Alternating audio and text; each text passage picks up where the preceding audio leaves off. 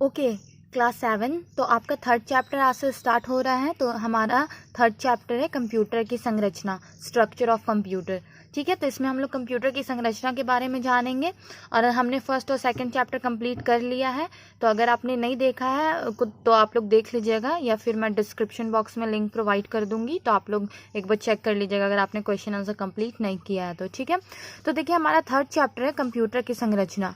तो हम लोग पहले ही पढ़ चुके हैं कि कंप्यूटर को चलाने के लिए 3 भागों की आवश्यकता होती है। ठीक है, तो पहला देखिए आप लोग बुक में लिखा हुआ है इनपुट यंत्र डिवाइस, दूसरा लिखा हुआ है सीपीयू और तीसरा लिखा हुआ है आउटपुट यंत्र।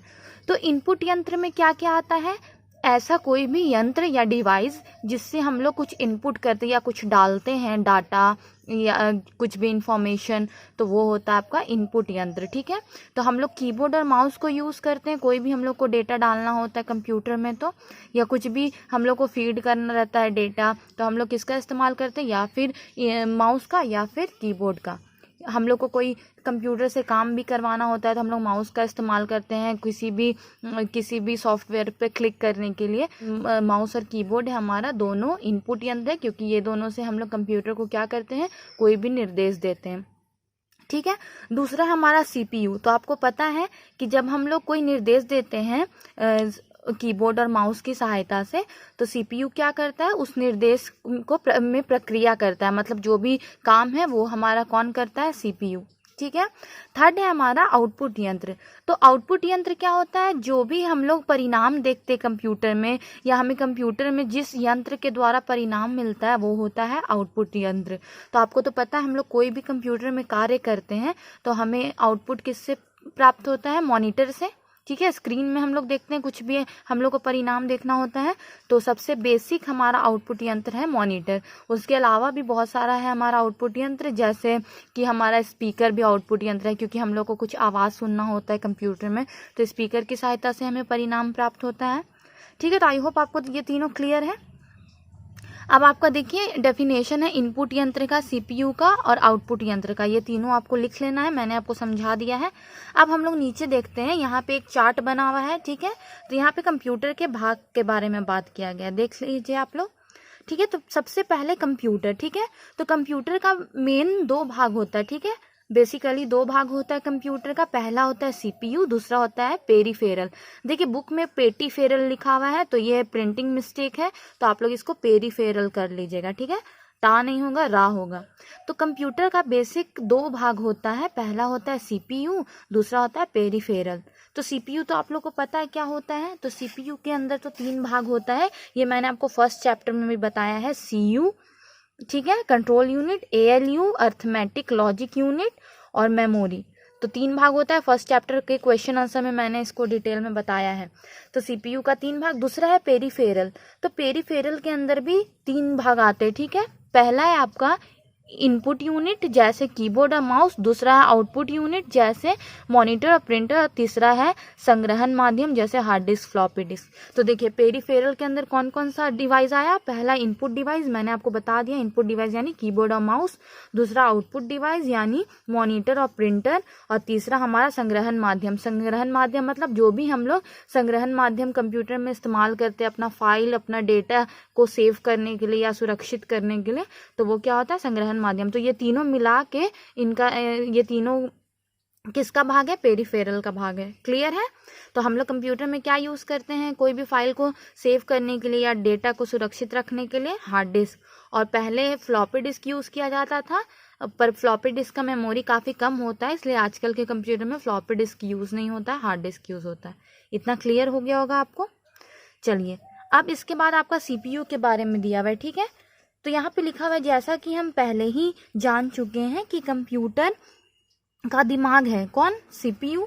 वास्तव में यह माइक्रो प्रोसेसर का काम है। देखिए हम लोग क्या शुरू से यही पढ़े हैं कि सीपीयू क्या है? हमारा कंप्यूटर का दिमाग का काम करता है। पर आपको समझना है कि सीपीयू के अंदर एक चिप लगा होता है। मेनली जो भी प्रोसेसिंग का काम होता है, जो भी गणना का काम होता है, वो हमारा माइक्रो प्रोसेसर करता है। देखिए माइक्रो प्रोसेसर यहाँ लिखा हुआ है, हम लोग इसके बारे में पढ़ लेते हैं। आप लोग देख रहे हैं ना, मैंने यहाँ पे लगाया है पेन से मार्क, आपको केवल उतना ही लिखना है कि कंप्यूटर का माइक्रो प्रोसेसर, जिसे चिप भी कहा जाता है, एक विशिष्ट प्रकार का इलेक्ट्रॉनिक सर्किट होता है जो कंप्यूटर के मस्तिष्क का काम करता है। ठीक है, तो आपको सिंपली हम लोग सीपीयू को पहले क्यों बोलते थे कि सीपीयू मस्तिष्क का काम करता है कंप्यूटर का, क्योंकि जो हमारा माइक्रो प्रोसेसर है वो सीपीयू के अंदर ही लगा हुआ होता है। तो हम लोग बेसिकली बोल देते थे कि सीपीयू हमारा क्या करता है, दिमाग का काम करता है कंप्यूटर का। पर अब जब हम लोग जैसे जैसे बड़े क्लास में जा रहे हैं तो हम लोग को उसके अंदर का डिटेल पढ़ना है। तो आपको ये जानना है कि सीपीयू के अंदर जो माइक्रो प्रोसेसर होता है वो सारा गणना का कार्य करता है, इसीलिए हम लोग सीपीयू को बोलते हैं दिमाग। ठीक है, पर मेनली कौन होता है कंप्यूटर का दिमाग का कार्य कौन करता है, हमारा माइक्रो प्रोसेसर। क्लियर है।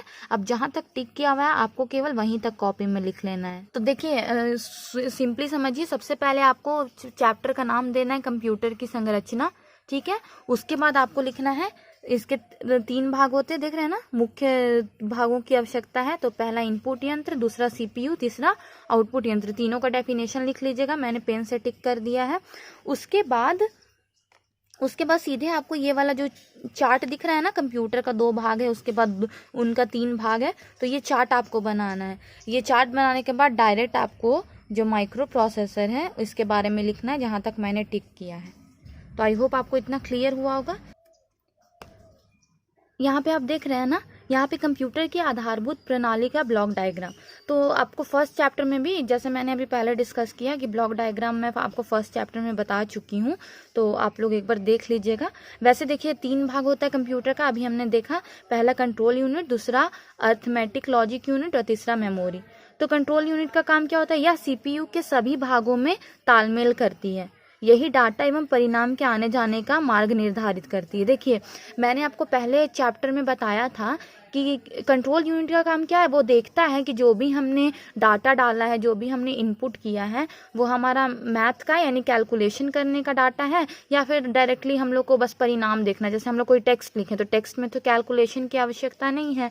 तो अगर कंट्रोल यूनिट यही देखता है कि जिसमें कैलकुलेशन की आवश्यकता है, उस डेटा को वो अर्थमेटिक लॉजिक यूनिट में भेजता है कैलकुलेशन के लिए, और जब देखता है कि इसमें कैलकुलेशन की आवश्यकता नहीं है किसी डेटा में, तो वो उस डेटा को मेमोरी में भेजता है, और उसके बाद डायरेक्ट हमें आउटपुट डिवाइस के द्वारा वह परिणाम दिखने लगता है।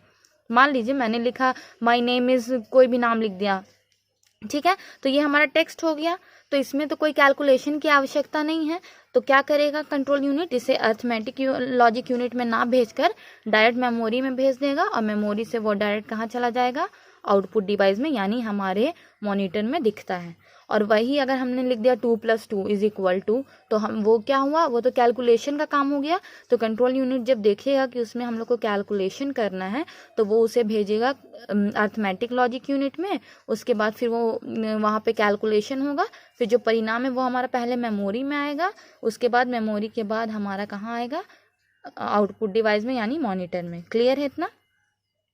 तो आप लोग तीनों का अब देखिए एएलयू का क्या दिया है, सभी प्रकार की गणनाएं व तुलनाएं इसी भाग द्वारा की जाती है। ठीक है, अब मेमोरी के बारे में क्या दिया है, कंप्यूटर सारे डाटा को एक साथ प्रोसेस नहीं कर सकता, अतः शेष डाटा सदैव मेमोरी में रहता है। तो ये तीनों आपका डेफिनेशन है, आप लोग तीनों कॉपी में लिख लीजिएगा।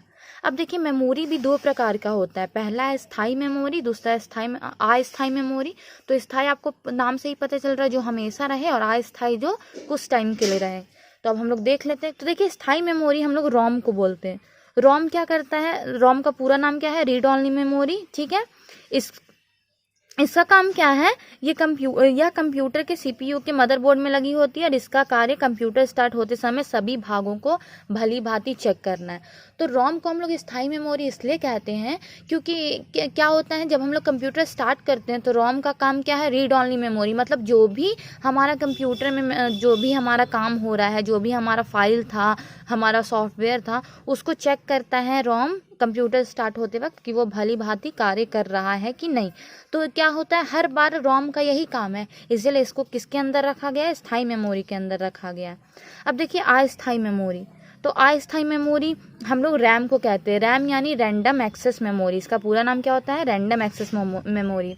तो इसको अस्थायी मेमोरी क्यों हम लोग बोलते हैं, क्योंकि क्या होता है, जब हम लोग कंप्यूटर में कोई भी आंकड़ा डालते हैं, कोई भी डेटा डालते हैं, तो जब तक हम लोग उसको सेव नहीं करते, जैसे क्या होता है आप लोग फाइल पूरा बना लेते उसके बाद सेव करते हैं ना, तो क्या होता है जब तक हम लोग सेव नहीं करते हैं तो वो तब तक कहाँ रहता है, रैम में रहता है। कहाँ रहता है, रैम में। अब मान लीजिए आपके पास कोई भी ड्रेस है, आप उसको जब तक अलमीरा में नहीं रखते हो, बाहर रखते हो, तो भी बाहर कोई प्लेस है ना उसके पास रहने के लिए, ऐसा तो नहीं कि वो हवा में उड़ रहा है। तो इसीलिए किसी भी आंकड़ा को, किसी भी डेटा को कोई प्लेस चाहिए होता है, तो जब तक हम लोग उसको सेव करके प्लेस नहीं देते हैं वो तब तक रैम में रहता है, ठीक है। पर क्या होता है, मान लीजिए अगर हम लोग फाइल पूरा बना लिए, सेव नहीं किए, तो क्या होता है, लाइट अचानक चली गई, तो लाइट चली गई तो हमारा तो जो फाइल सेव नहीं था तो वो भी चला जाता है।